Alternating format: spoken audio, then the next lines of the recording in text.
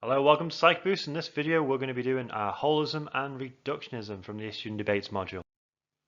Okay, if I can just remind you to write your Cornell notes while you're watching this video and give me any answers to the questions I asked. At the end of the video, if you can complete this section of your mind map and go ahead and read the suggested workbooks. Okay, so before I start digging really into the distinction between holism and reductionism, it's going to be helpful to look at a key term and break it down because that'll help us understand it quite quickly.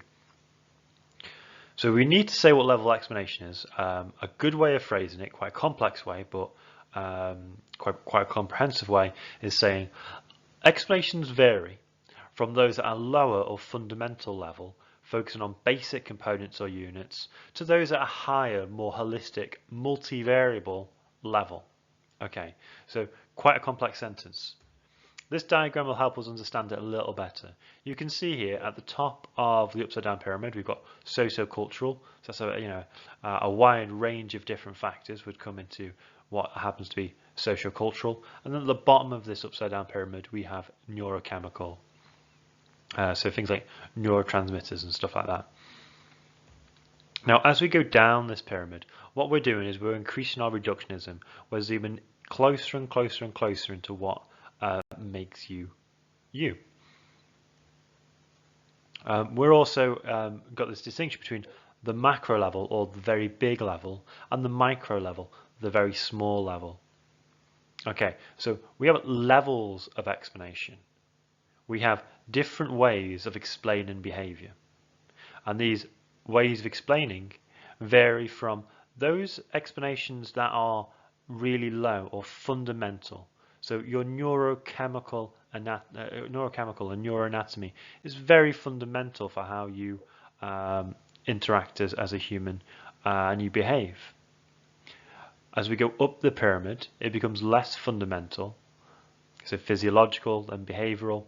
And as we get up the pyramid, there becomes far more variables in play and how we'll be able to explain human behavior.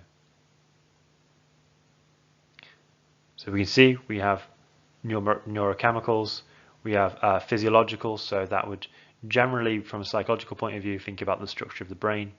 Behavioral, so that's learnt approaches. Cognitive, a little higher, because when we try and think about our existence, there's usually quite a lot that goes into understanding the world.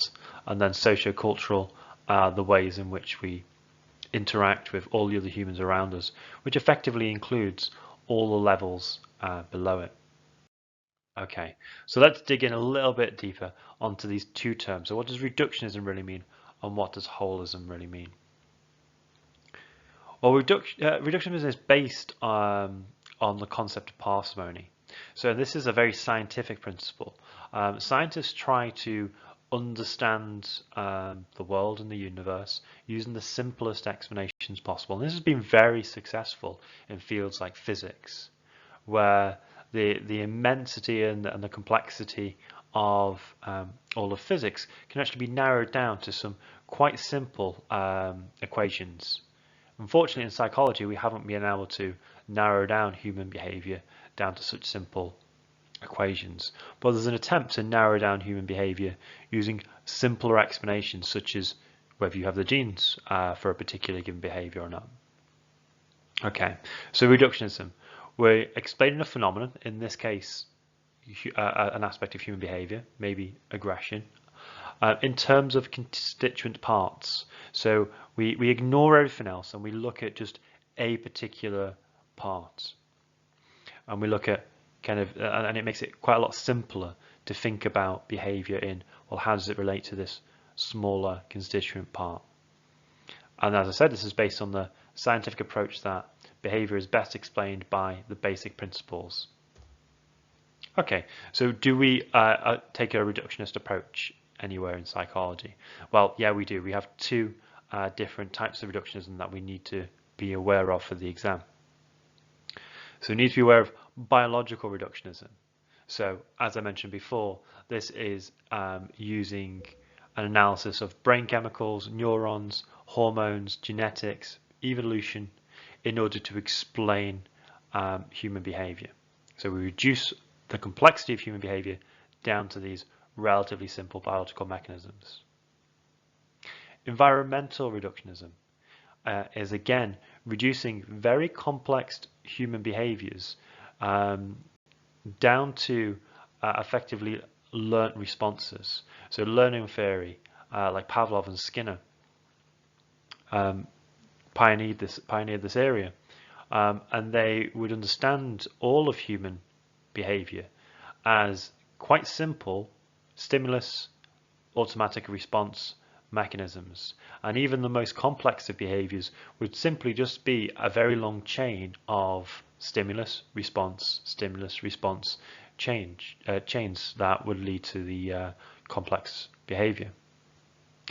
And also cognitive psychologists, although we wouldn't necessarily class them in the same level of ultimate reduction as biologists and behaviorists, they also attempt to understand the complexities of human cognition by using relatively simple models such as the models of memory. Okay, so why do we do this? Why do we try to explain this vast complexity of human experience in these very narrow ways? Well, if we can do this, we can test to see if we're correct. If we can argue that aggression is hormonal, we can actually test for this. We can measure the hormone levels of individuals, and then we can see if this maps on to aggression that's observed. So this is a scientific approach of looking at the brain and behavior. The problem is, of course, we are very complex creatures, and by zooming in on hormone imbalances as an explanation for aggression, we might miss all the complexity that goes on around an individual, such as sociocultural factors. So that's certainly a problem.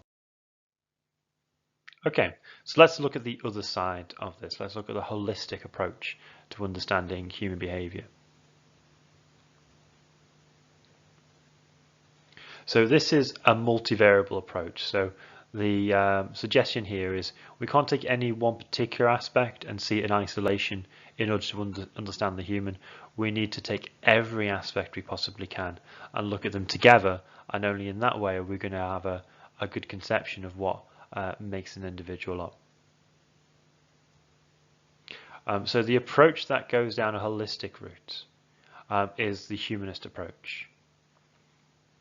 So Maslow and Rogers, the key psychologists for this unit, would suggest that humans aren't the type of creatures that you can just reduce down to these kind of simple mechanisms.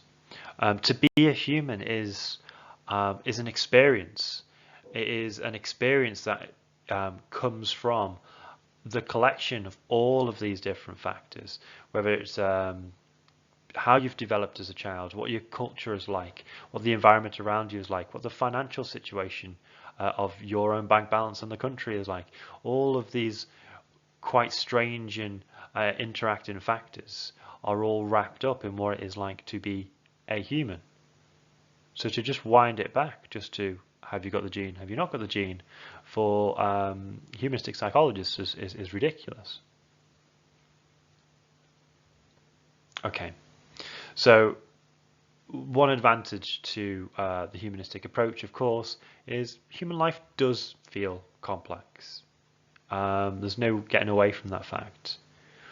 But the real problem of the humanistic psychologists is their ideas, because they've made them so complex, turn out and to be fully untestable and unscientific. You just simply cannot take into consideration all the variables that humanistic psychologists would want to consider, which is why that humanistic psychologists are anti-scientific. So if we want to study the brain and behavior, unfortunately, to do it in a scientific way with vigor and validity, certainly reliability, we would need to take a reductionist approach. Okay, so we're trying to apply these terms to different areas of psychology. Of course, biological explanations for pretty much anything we can argue as being reductionist. So if you come across a extended essay and it is on a biological topic, we can bring in the ideas of reductionism. We have to be very careful to make sure that we link this clearly to the question, but we certainly can bring it in. Biopsychology is a unit. What would be an interesting tie-in would be localization of function. This would be really interesting because we can be quite reductionist about identifying areas of the brain which are responsible for certain mechanisms, such as the motor cortex, the somatosensory cortex. We can really closely map that. However, it does turn up on a way to maybe argue for a holistic approach to psychology, because aspects like consciousness and learning and personality don't seem to be able to be mapped across the brain particularly well. But we can't map it really at all. So the argument for that is actually we can't be reductionist when it comes to those key personality traits, key aspects to being human. Okay, so holism. How do we apply this to psychology? Well, of course, we can look at humanism, but maybe we don't want to be just limited to that. Interactionist approaches to areas of psychology lend themselves to a holistic approach. So looking at schizophrenia through a combination of factors of biological and psychological factors is a holistic way of looking at schizophrenia. Interactionist approaches to institutional aggression, so situational and dispositional factors, and arguing that there's a combination of factors would be a good argument towards a holistic approach to psychology. Okay, so that's holism and reductionism. I hope that's been helpful.